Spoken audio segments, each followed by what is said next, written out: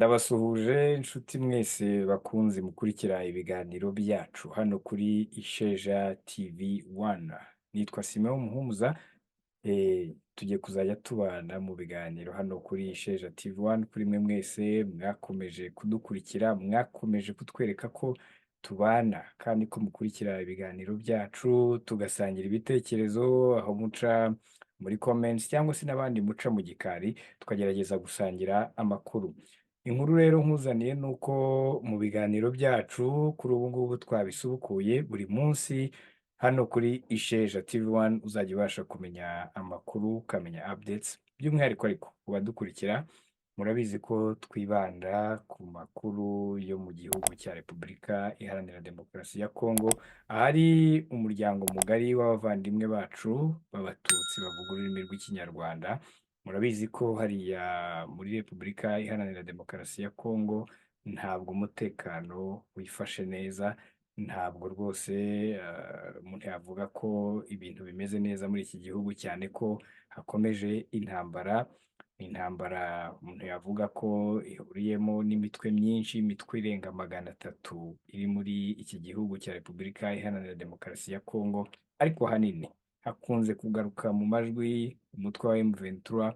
Ni umutwe umuntu yavuga ko ukomeje guharanira uburenganzira bw'Abatutsi bavuga ururimi rw'Ikinyarwanda b'Abakongomani batuye hariya, ariko kandi wareba ugasanga impamvu mu by'ukuri uyu mutwe urimo urarwana ni ukugira ngo uharanire uburenganzira bwawo, ibintu leta y'iki gihugu yo isa nkaho idashaka kumva kugeza magingo aya, ndetse idashaka guha agaciro ngo wumve mpamvu ki uyu mutwe urimo urarwana kubera ko uharanira uburenganzira bwabo.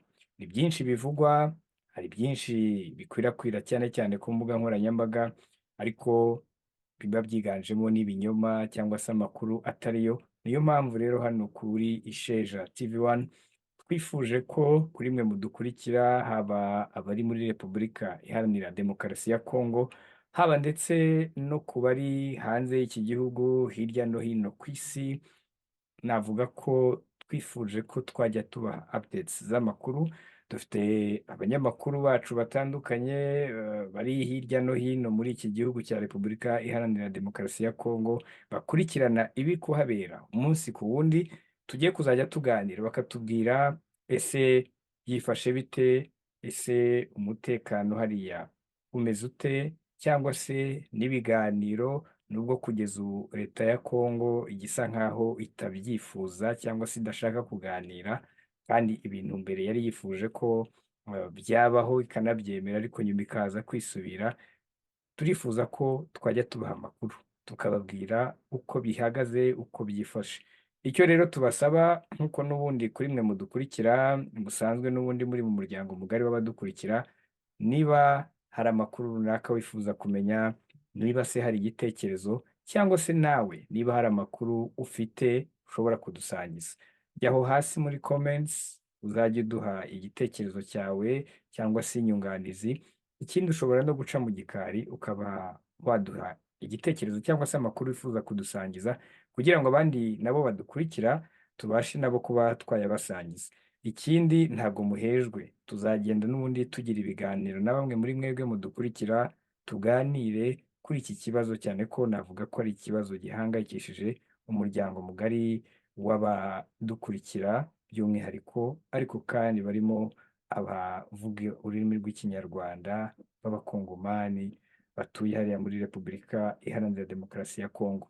Niba uri na mushyashya kuri YouTube channel yacu, icyo tugusaba ni umusanzu wawe, kuba wakanda aho hasi kuri subscribe ndetse no kuri iyo nzogera ya notifications, kugira ngo nawe winjire mu muryango mugari w'abadukurikira, ndetse kugira ngo niba hari n'ikiganiro gishya cyangwa se amakuru mashya agiyeho hano kuri iyi chaine yacu, nawe ubashe kuba umwe mu ba mbere bahita babimenya, kubera ko iyo wakanze aho hasi kuri iyo nzogera ya notifications, bituma buri uko hagiyeho ikiganiro cyangwa se amakuru mashya ubasha guhita ubona notification, hanyuma ukamenya ko hari ikigezeho.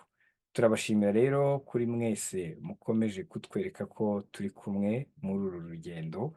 hanyuma icyo kandi tunabifuriza ni ugukomeza kugubwa neza, mukagira amahoro aho muherereye hose, ndetse ariko kandi mwumve ko iyi nzira twahisemo hano cyangwa se uru rugendo turimo hano ntabwo ari twe gusa ahubwo namwe ruratureba.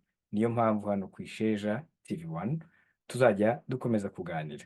Nitwa Simeon Muhumuza, reka rero nsoze mbifuriza gukomeza kugubwa neza aho muherereye hose mu bice bitandukanye, hanyuma kandi no kugira weekend nziza, hanyuma ubwo ibiganiro byacu byo nk'uko n'ubundi tubibemereye nakagaruka nk'uko mwakomeje kubidusaba, mugiye gukomeza kubibona ku bwinshi kandi mubikurikire, hanyuma munabisangize n'abandi bavandimwe bagiye bari hirya no hino.